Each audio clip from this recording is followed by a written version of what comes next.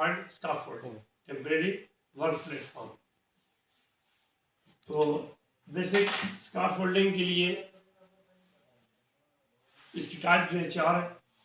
By design mobile scaffolding, नीचे wheel लगे होते हैं, स्टॉपर लगे होते हैं, उनके ऊपर जब स्काफोल्डिंग हम बनाते हैं उसे मोबाइल स्काफोल्डिंग किसी हाल के अंदर यूज होती है, वो मोबाइल स्काफोल्डिंग है। उसके लिए प्रोटेक्शन ये है कि उसके ऊपर बंदा खड़ा हो तो नीचे से मूव नहीं करना, बंदे दोनों नीचे उतरेंगे फिर उसको मूव करना है, 2 साइडों से बंदे उड़ करके रखें। फिर उसके बाद दूसरी टाइप आ जाती है टाउन स्काफोल्डिंग, वो सीधी बनाई जाती है, नीचे ज़मीन से बनाई जाती है, सीधे ऊपर तक जहाँ तक लेके जानी। तो उसको शुरू करते हैं हम, नीचे कच्ची जगह हो तो उस पर लिए सॉइल बोर्ड यूज़ करते हैं, ना हो परमानेंट जगह हो तो उस पर हम बेस प्लेट से शुरू कर देते हैं। बेस प्लेट होती है, उस पर एडजस्टेबल स्क्रू होते हैं, फिर उस पर ट्यूब्स होते हैं, खड़े पाइपों को ट्यूब कहते हैं, जो इसका क्रॉस में लगते हैं उन्हें ब्रेसेस कहते हैं। ठीक है, इसी तरीके से जो उसके अंदर पहले जो लगते हैं, जो इसमें छोटे साइज में लगते हैं उन्हें बेरियर कहते हैं, बेरियर, और जो लंबाई में लगते हैं उन्हें रनर कहते हैं। फिर उसके बाद फर्स्ट जो हम नीचे से 6 इंच उठा के जो पहली स्टेप उसका बनाते हैं, राउंड लगाते हैं, उसे कहते हैं किकर लिफ्ट, स्टार्टिंग में फर्स्ट लिफ्ट जो लगती है। फिर उसके बाद बे उसको कहते हैं, जो पहला स्टेप होता है, एक स्टेप होगा 6 फुट का, वो स्टेप जो बनेगा उसका पूरा उसे बे कहा जाएगा, फर्स्ट बे, सेकंड बे, थर्ड बे। जहाँ पे हमने प्लैंक्स रखने हैं उसे प्लेटफॉर्म कहते हैं। ठीक है, प्लेटफॉर्म पे प्लैंक्स रखे जाते हैं जिनके ऊपर खड़े होकर काम करना होता है, तो उसे प्लेटफॉर्म कहा जाता है। प्लेटफॉर्म के साथ ही साइडों पे जो लगाते हैं कि मटीरियल नीचे ले जाए उसे टो बोर्ड कहा जाता है। वो 6 इंच तक हो सकती है, 4 से 6 इंच तक हम उसकी टो बोर्ड की जो हाइट देता है कि मटीरियल नीचे ना गिरे, टो के साथ चीज़ को नीचे ना गिरे। उसके बाद ऊपर 50 सेंटीमीटर तकरीबन हम मिड रेल लगाते हैं, जिस तरह यहाँ सेंटर आ गया मिड रेल, ताकि बैठे हुए बंदा नीचे ना गिरे। उसके बाद ऊपर जब पहुँच जाते हैं स्काफोल्डिंग के टॉप, उधर हम टॉप रेल लगा देते हैं। ठीक है, टॉप रेल के बाद फिर उसके बाद ड्रॉप बोर्ड लगाते हैं, जहाँ से हमने इंटर होना होता है, लैडर लगी होती है तो वो ड्रॉप बार उस पर लगा जाता है। लैडर जिससे ज़्यादा हम लगाते हैं, ज़्यादातर 75 एंगल पे हम लगाते हैं। तो क्लैंप इसके चेक किए जाते हैं, कैपेसिटी चेक की जाती है, फ्लैग्स की थिकनेस चेक की जाती है, उसकी जो है जितनी भी चीज़ें हैं, जितनी चीज़ें हमने यूज़ करी, इस तरह जब मटीरियल ऊपर लेके जाना लाना है तो कोई चीज़ थ्रो नहीं की जाती, हर चीज़ को प्रॉपर तरीके से टाई करके ऊपर पुली लगा के उसके साथ हमने उसको रोप के साथ खींच के, रोप जो खींचने वाला होता है बंदा नीचे होता है ज़मीन पे, ठीक है, और वो नीचे नहीं खड़ा होता बल्कि साइड में खड़ा होकर वो खींचता है ताकि ड्रॉप हो मटीरियल तो लगे ना। मटीरियल को टाई करना पड़ता है प्रॉपर तरीके, बास्केट में रख के फिर टाई करना होता है, कम से कम 2 जगह से टाई करना होता है मटीरियल को, 3 जगह से कर ले और अच्छा है। तो अगर वैसे मटीरियल देना है तो कम से कम हर प्लेटफॉर्म पे बंदा हो और 2 बंदों के पास एक टैप पे होल्ड किया, और टैप ऊपर कर लेना तो एक बंदे नहीं पकड़ा हुआ, दूसरे पकड़ा हुआ है, तीसरे बंदे के पास पहुंचे तब तीसरे बंदे के हाथ से पाइप को जा रहे हैं। 2 आदमियों ने हर वक्त होल्ड किया हुआ, अगर हाथों से ऊपर भेजने हैं मटीरियल, थ्रो कोई चीज़ नीचे नहीं करनी, ऊपर नहीं करनी, ऊपर भी थ्रो नहीं कर सकते, नीचे भी नहीं कर सकते। फिर इसी तरीके से जब बंदा स्काफोल्डिंग में काम करता है, ये तो आगे टावर टाइप है जो भी उसकी डिज़ाइन है सब पे ये चीज़ें सारे भी काम है।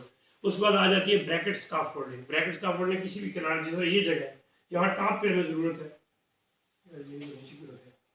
तो टॉप पे अगर हमें चाहिए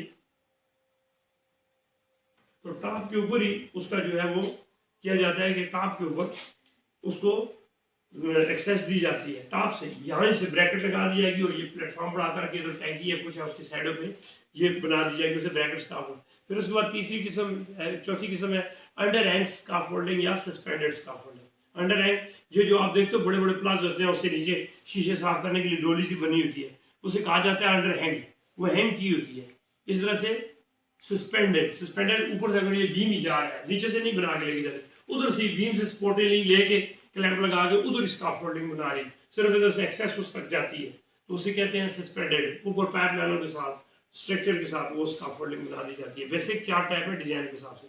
मैन्युफैक्चरली 2 सिस्टम है स्काफोल्डिंग के, एक है ट्यूब एंड कपलर स्काफोल्डिंग, जो वो क्लैंप पड़े हुए हैं, पाइप पड़े हुए हैं उनके साथ में बनाई जाती है। दूसरी है सिस्टम स्काफोल्डिंग, ये वाली है, ये बनी बनाई आती है, इसी तरह से उसको लगा देना पड़ता है, इसमें जिस तरह की बनी हुई है इसी तरह की आपने लगानी है। ये सिस्टम स्काफोल्डिंग है। दूसरी ट्यूब एंड कपलर स्काफोल्डिंग है, उसमें ट्यूब कपलर जो है वो यूज किए जाते हैं।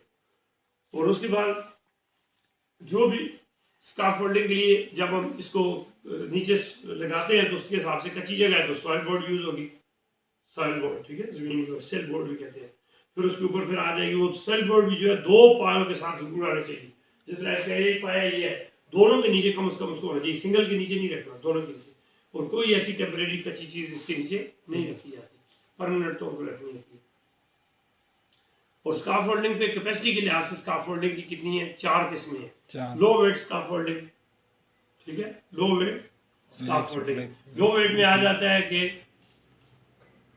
1 पर्सन 20 kg, यानी 120 kg वजन 1 स्क्वायर मीटर पे आप रख सकते हैं। 1 स्क्वायर मीटर पे 120 kg आप वेट रखते हैं तो उसे लो वेट स्काफ फोल्डिंग कहते हैं। उस पे यानी एक पर्सन को 100 kg कहा जाता है, और साथ उसके टूल वगैरह का वजन 20 kg।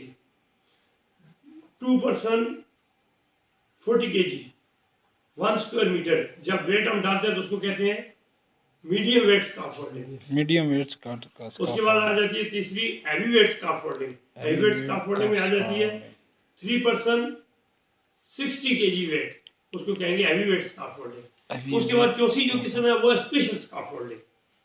चौथी किस्म में क्या आ जाएगी, स्पेशल स्काफ फोल्डिंग। इसका मतलब है कि वो ज्यादा कैपेसिटी के लिए, उससे भी ज्यादा कैपेसिटी को लोड रखना है, और काम करना है, तो फिर वो उससे ज्यादा जो होगी वो हैवी वेट स्काफ फोल्डिंग में आएगी, स्पेशल स्काफ फोल्डिंग में आएगी, हैवी वेट स्काफ फोल्डिंग में आएगी। ठीक है, उसमें कैपेसिटी। और ये कैपेसिटी किस चीज से पता चलती है, हमें कैसे पता चलेगा लो वेट है, मीडियम वेट है या हैवी वेट है, कि उसका डिस्टेंस, पोस्ट का डिस्टेंस रिड्यूस हो जाता है। पोस्ट का डिस्टेंस जितना रिड्यूस करेंगे, जितना कम फैसला करेंगे पोस्ट का, इतनी ज्यादा उसकी कैपेसिटी बढ़ती जाएगी। ठीक है, जितना फैसला उसका दूर रखेंगे इतनी इसकी कैपेसिटी कम होती जाएगी। यानी उठाने वाले लोग, जिस तरह की चीजें आपने उठानी है, अगर इसके नीचे 10 आदमी खड़े हैं वो उठा रहे हैं तो कितना ज्यादा वजन उठाएंगे, वही अगर 2 बंदे उधर है किधर है तो कितना कम वजन उठाएंगे। यानी पोस्टें उसका वजन उठा रही है ना, पोस्ट की इंक्रीज करने से उसकी वेट की कैपेसिटी बढ़ जाती है, कम करने से कम हो जाती है। ठीक है।